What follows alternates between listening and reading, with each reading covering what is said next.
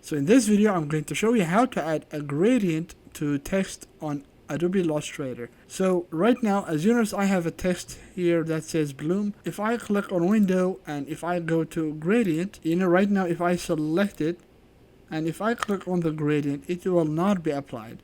So I'm going to show you how to apply this gradient to this text.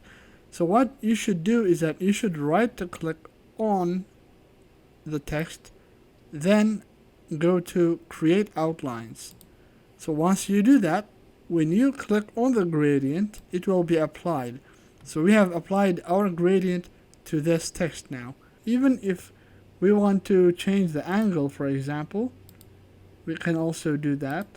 That works too.